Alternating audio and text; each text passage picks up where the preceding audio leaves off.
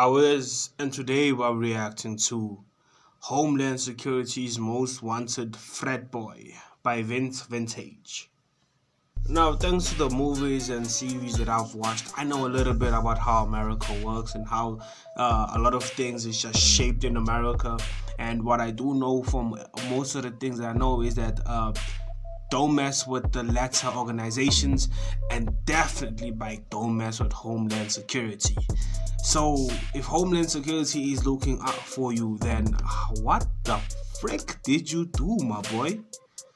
And that's what we're gonna find out. So without further ado, comment, like, subscribe, let's go.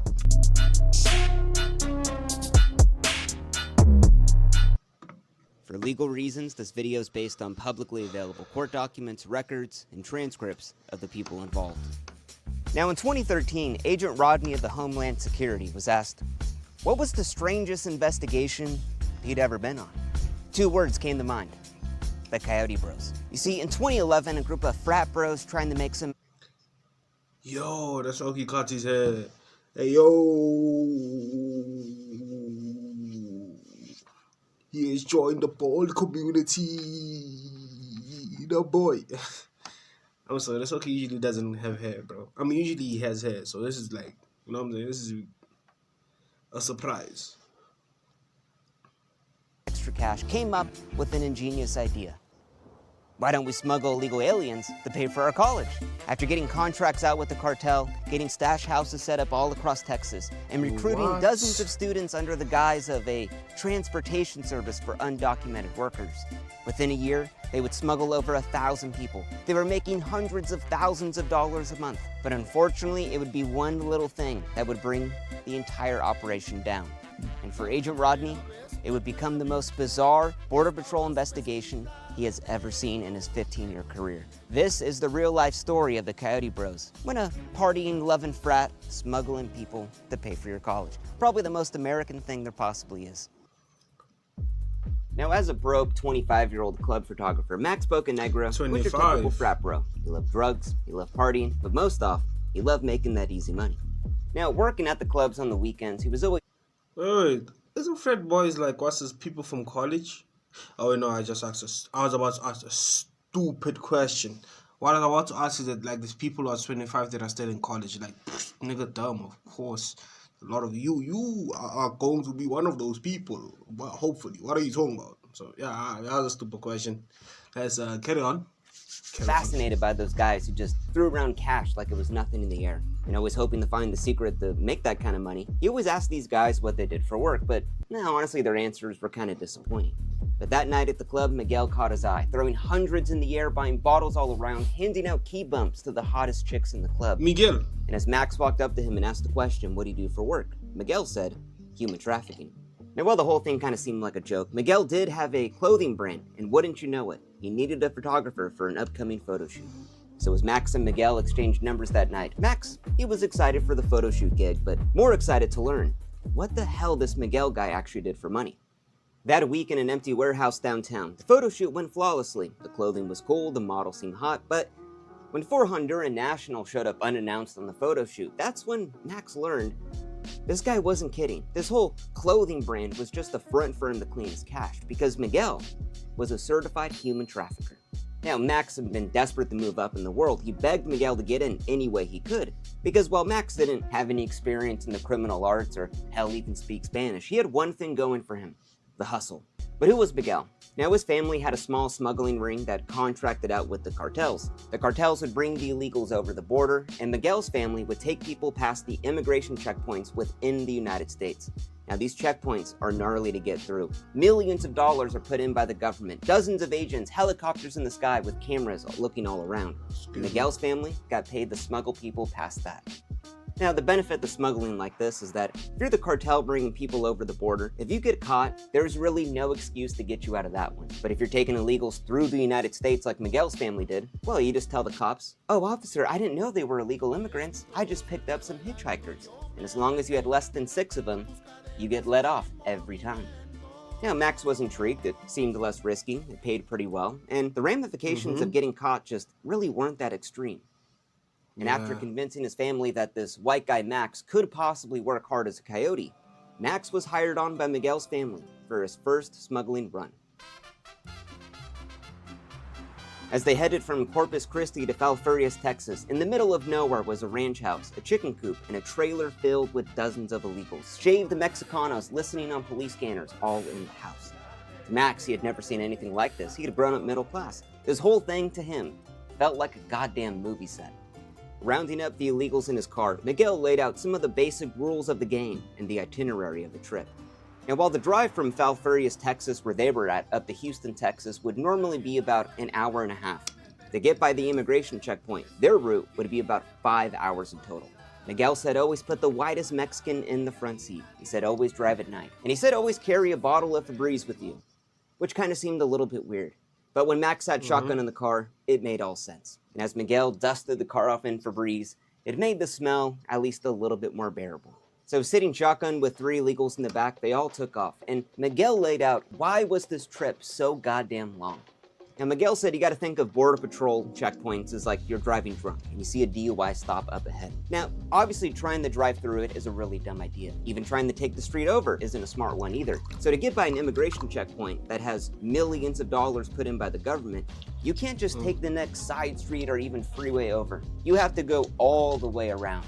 And the route they were taking involved secret roads in the middle of nowhere, but So while even it's less risk, they still need to try and avoid the cops, which makes sense because like even if they do like kind of stop you, you don't know if really they are gonna lock you up or not. So just eliminate the risk as much as possible. Understandable.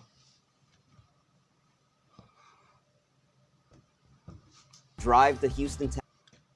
And they would get suspicious if every single time they see you, you coming back with hitchhikers. Like, nigga, did you not learn the first time? So, yeah. Since the trafficking hub of the United States was totally worth it. Miguel was paid out $6,000 in cash and threw a couple hundred to Max just for the ride along. It was the easiest money Max had ever made. And Max, he was hooked. Under the direction of Miguel, Max started driving every night he could, picking up the illegals at sunset, heading up to Houston, Texas with a gallon of Febreze in his car. Making $500 per an illegal he drove, Max started making more money than he had ever made in his entire life. Soon he bought new Jordans, shoes, an apartment, hell, even a new laptop and even a nicer car to drive. It was as if Max discovered the real-life money glitch for his own life. But during these long drives on the highway all by himself, lonely late at night, his conscience would often slip, and he thought about what he was exactly doing. He was trafficking human beings, one of the most disgusting things you can do, to just buy a new pair of Jordans. But with thousands burning a hole in his pocket, who cared? Max started partying every night that he could. Hell, even had a new habit right now. After dropping the illegals off in Houston, Max would go to the strip club, get dumbed up in the VIP room, and head back home after. You know, the perfect after-work activity to truly unwind. It was all I wanted to do, Max said, and Max saw the potential within this business. Now, there was a huge benefit to Miguel running this very small family smuggling ring. It gave him an incredibly low profile. They'd been doing this for over a decade, completely undetected by Border Patrol. But while the smuggling ring ran pretty small, it did make decent money. But Max, as an outsider, saw the potential within the human trafficking business. If they only had more drivers like himself, how much more money could be made? The thousands of dollars that were left on the table. Now, Max, thinking like a real startup bro in 2012, had been inspired by the Steve Jobs biography. He told Miguel he needed to adopt a growth mindset. How many people come in the USA legally? Millions? That's a pretty big customer base. This whole human trafficking ring, it could 10x itself. 10x your money? See, Max wanted to turn Miguel's small family-owned smuggling ring and almost turn it into a startup. Now, the idea was Max would recruit kids at local Texas A&M parties, hand out free bottles of Grey Goose, blow, tabs of acid, all types of drugs. And once the kids were so impressed and they asked the question to Max, "Hey man, what do you do for work?" Max would lay on the spiel of this opportunity of a lifetime. A transportation service for undocumented workers. Now, this kind of worked out two ways. It would weed out the kids who... That's so stupid, though. Like, what if one of those kids have like a father or mother or uncle that's a part of the police or worse, a district attorney, bro? Bro, that's so stupid. That's so stupid. obviously knew better than this, that it seemed like some Ponzi scheme or whatever. And the ones dumb enough to believe Max was really selling what he was, well, they'd be perfect to be convinced to human traffic. Now, per the plan, Max would do a quick training with the drivers, get him up to speed, they would do a few runs, make a couple grand, and then Max would never work with that driver ever again. And the benefit of that is that Border Patrol couldn't pin down any one driver for doing all of these runs. Honestly, it was pretty genius, really. But the real paradigm shift for Max's idea, the one that no other Mexican smuggling operation could even compete with, all of the drivers would be white. Because let's be honest, who's Border Patrol more likely to pull over? A white kid driving a brand new Kia with some tinted windows and some people in the back? Or a Mexican guy driving an 84 Camry with some missing hubcaps and 17 illegals sagging in the back? Let's be honest with ourselves. The Mexican guy. But Miguel was resistant to what he called these gringo ideas. I mean, what the hell did this white kid Max know about the game? His family had been doing this for over a decade undetected. Something must have been going right. But like an earworm day by day, there's an earworm in my brain. Miguel slowly became convinced that it would be the Uber of human trafficking. It was genius. Although Miguel had to convince one last person in the operation. It was the baddest, scariest mofo in the game. The one who truly ran this whole thing. Miguel's mom. And she only had one piece of advice for him. Be careful with these white people. They'll tell on you. They're rats. And she did give him the stamp of approval. But she was kind of right, though. She was kind of right. Did you know that the They will take a FDA is plea. removing fluoride supplements off say, of the nah, market? you made I had up. no idea You either the one who came until up I with the used Ground idea. News, and specifically their blind spot report. Now, Ground News is an aggregator that gives you the factuality of your news source. Full Get your of money, bro. confidence. Get your money. He felt like he could spot a rat from a mile. Spends to get 40% off the Vantage plan, which is the same plan I use. Now, Miguel was young, dumb, and just full of confidence.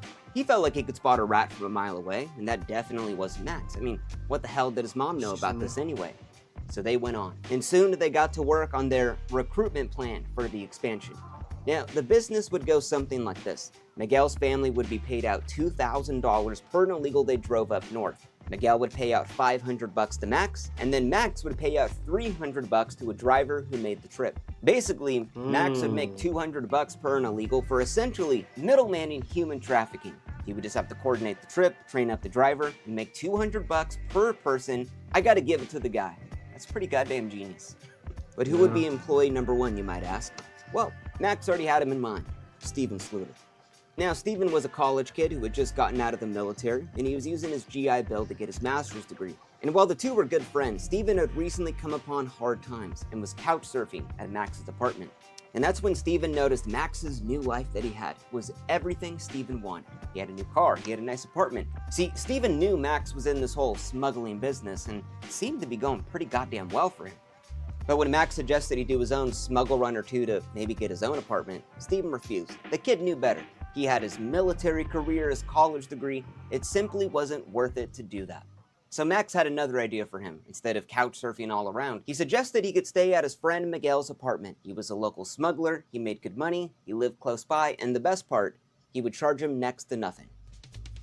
Now, with his life in his suitcase, Steven showed up at Miguel's house, ready to meet the supposed smuggler's roommate. Now, Max had vouched hard for the guy, heard really nice things, but when Steven opened up the door, a waft of Febreze just smacks him in the face. Underneath the one light bulb dangling from an extension cord, the carpets were stained and torn. And on the couch were 4 Honduran nationals watching. This is stuff you can't get anywhere else. College co-eds and the Amish edition. That's when Steven learned these weren't just roomies. These were illegal aliens Miguel was harboring from the United States of America. We will find you, and we will deport you. I guess that's why rent was so cheap then. That night, Miguel came home with tacos and beers for all, a little fiesta for the new roommate.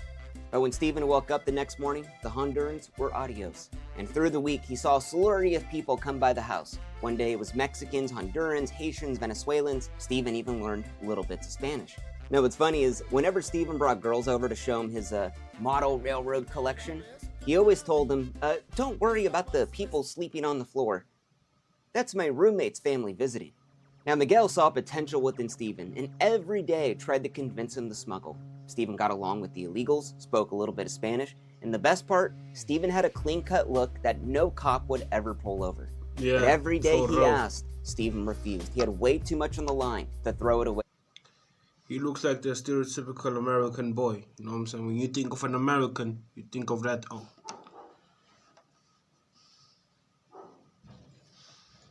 For something so dumb. But to help him out with his money struggles, Miguel started paying Steven $100 to babysit the illegal immigrants coming through the apartment. Because unbeknownst to Steven, well, all of these illegal aliens, they had debts to pay to Miguel's family before they could leave. Now, the next week hungover, Steven woke up after throwing a little fiesta with his new roommates. While all of the roommates were gone that morning, Steven's laptop that had his entire college life on there had been stolen by an illegal immigrant. Now, Steven was screwed. Everything he had was on that machine.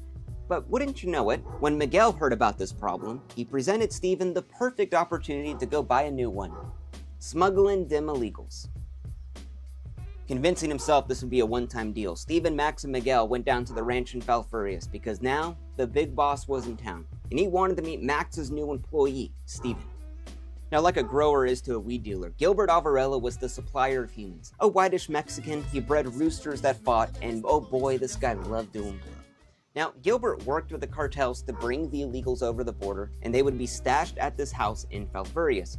Now, at this stash house, which is in the United States, all of these illegals there could wait for days until their MoneyGram wires cleared with Miguel's family. And once those payments cleared, Miguel would take them from that ranch all the way to Houston, Texas, which is considered the trafficking hub of the United States. And from there, the illegals would go off to whichever city they want to. But this ranch in Falfurrias was no goddamn Hilton. In the summer, it would hit over 100 degrees. People would be shoved inside chicken coops when the...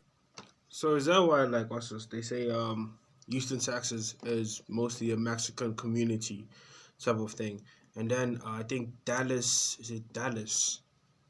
Frick, I don't know which one it is, but Dallas is a black community. Not quite sure. Like, I'm not saying like, oh, there's only black people. I'm just saying like the majority there, you'll find this race. Space got too slim. Instead of a bathroom, were bottles of pee all around. And the stench of the thousands of people who had passed by was permanent in the walls. And while Max had convinced himself a long time ago that he was taking people out of this situation rather than putting them in it, to Steven, this whole thing was just horrifying, the inhumanity of these conditions. Nah, but this was Steven's first smuggling run. Hell, he needed the money really bad. Now, warning Steven not to take the main roads, they laid out the additional route, the additional 4 hours to the hour-and-a-half trip all the way up to Houston, Texas. But this time, Gilbert had hawks scattered along the road, basically hired heads with police scanners looking out for Border Patrol activity. Inching across the driveway with the car packed full of illegals, Max flagged Steven down and handed him a little bottle. "Here's some Febreze, homie." Sprayed on him like this. And he told him, "Congrats, you're officially running the beans."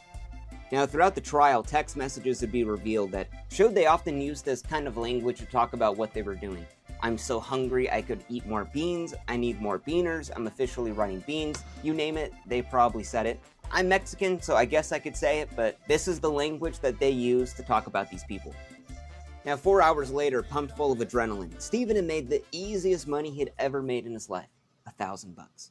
And while Steven was excited to pick up a that's MacBook nice. the next day, he grew a little bit anxious about all of this. This easy money he was making could easily destroy his life. His military career, his college degree, everything could be down the shitter if he ever got caught. But there was that little voice in his head that told him this all wasn't as bad as he made it seem. And while Miguel said he was Yeah, 'cause loyal the to money, his family dog. and the cartel and the smuggling ring, Miguel was often kind of a greedy little bitch. See, on the weekends, he would do these little smuggle runs on his own, little side quests, cutting out his family and the cartel. He would pick up illegals outside of Walmart and drive them up north for thousands of dollars. And while Miguel had done dozens of these side quests, this week when Miguel went to Walmart to pick up some illegals, he picked them up in his car, got handed over the cash, and wouldn't you know it, walked into a Border Patrol sting operation. And they found the worst thing he could possibly have on him. An unregistered loaded pistol. Now, by all measures, Miguel should have been. But here's how crazy smuggling was in 2012. They were so busy with all of the immigration cases and all of that, that they dropped all of Miguel's charges. Hell, even the gun charge he had as well.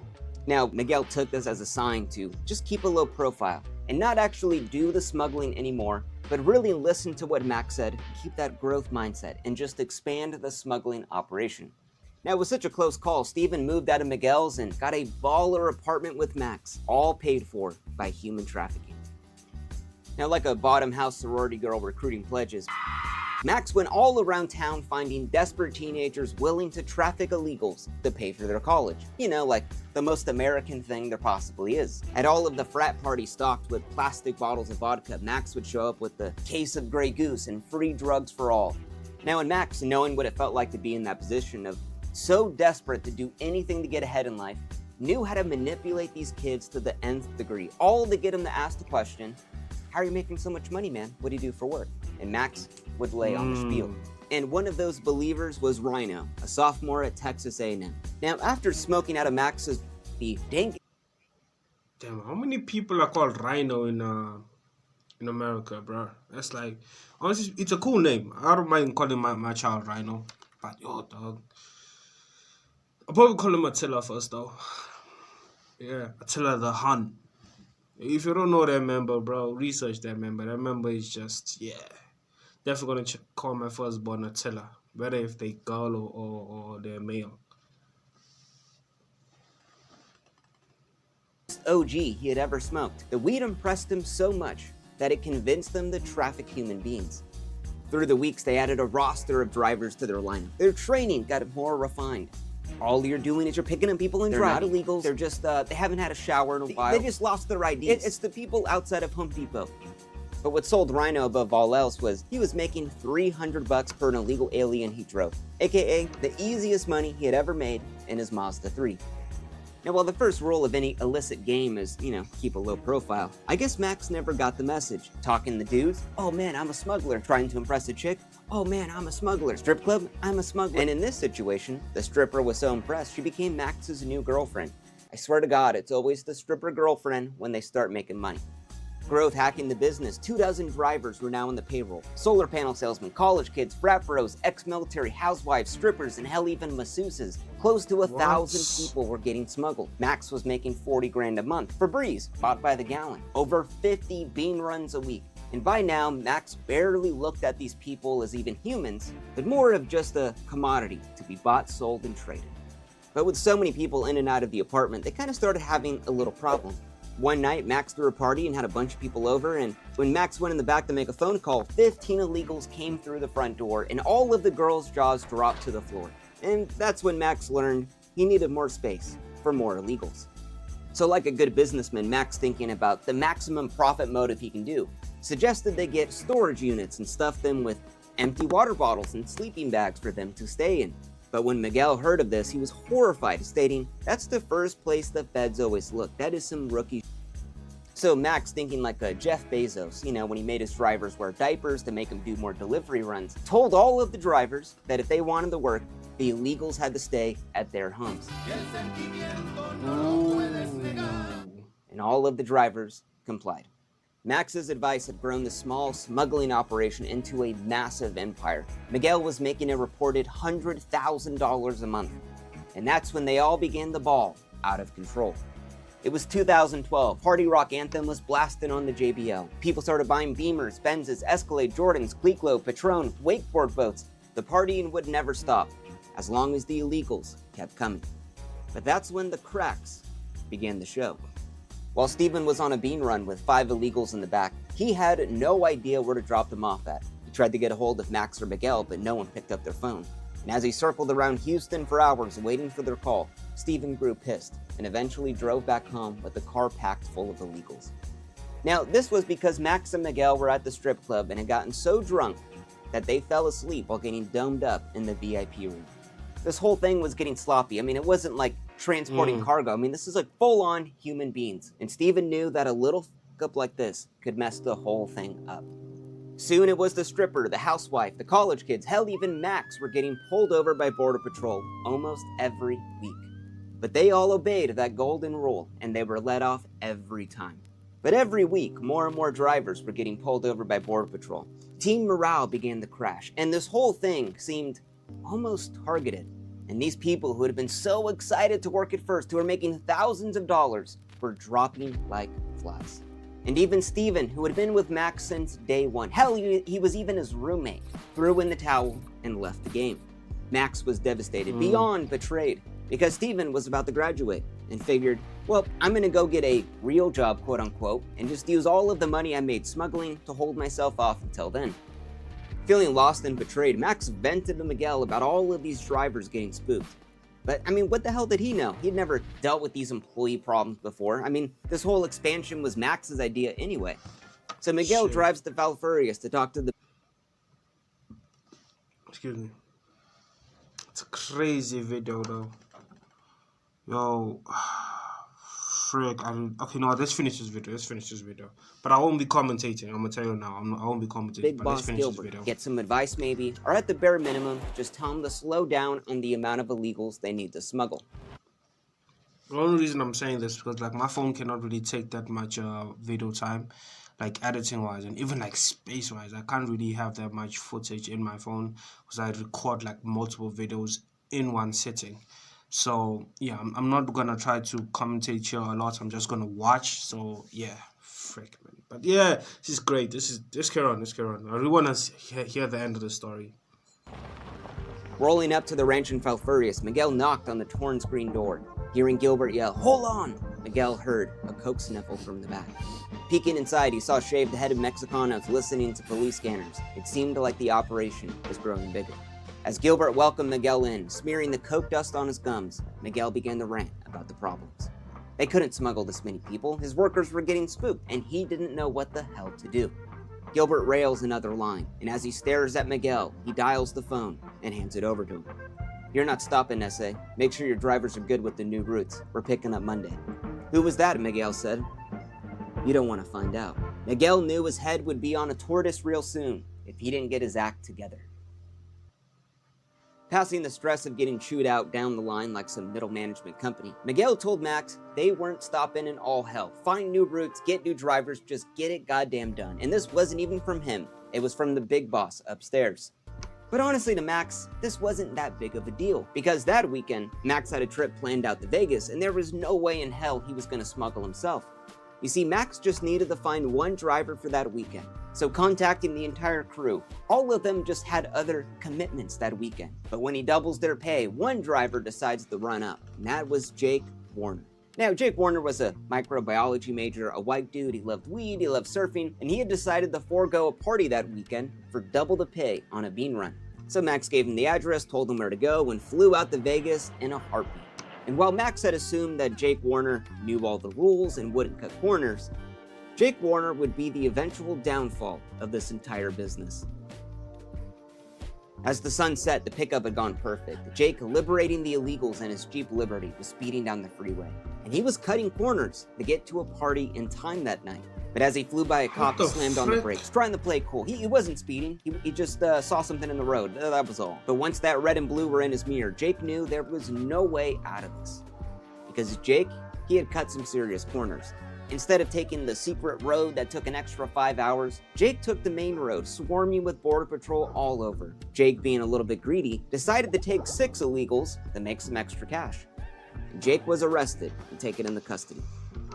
Now, Agent Hunter of the Department of Homeland Security assumed he had just caught a college kid trying to make some side cash.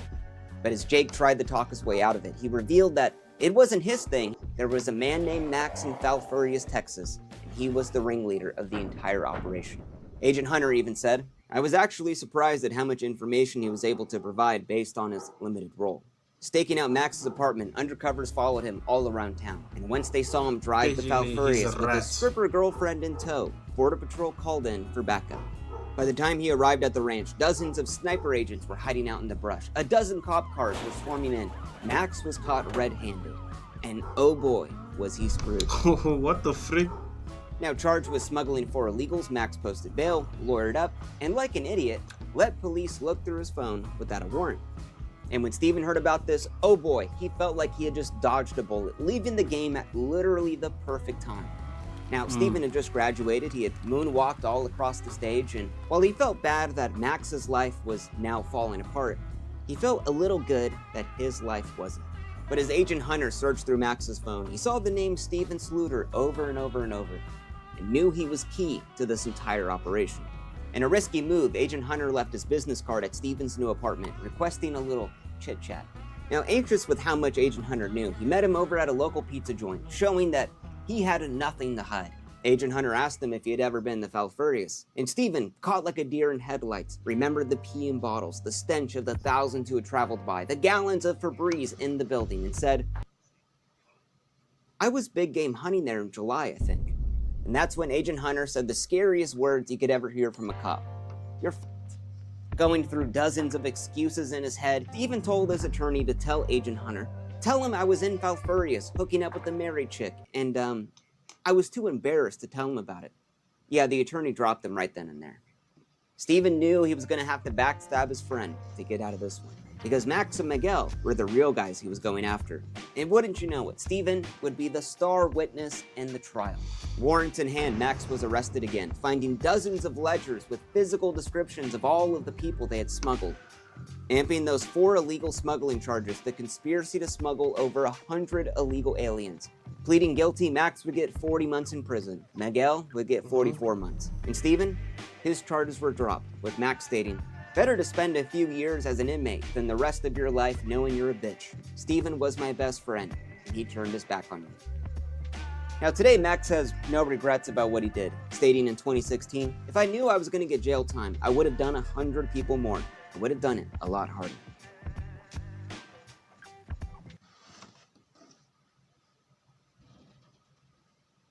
Good video. Hold up. Hey. What the frick? Hundreds of neo-Nazis were gathering and Whoa. We're not doing that. Good video. Good video. Excuse me. I'm gonna need to do something to really turn that whole thing down. Maybe I'm just gonna have to drop the quality a bit, but man, for such a good video, I think it's worth it. But yeah, thank you for watching the rest of the video. Thank you for chilling with your own. Comment, like, subscribe, and until next time, I've been the Lost Owen. We out.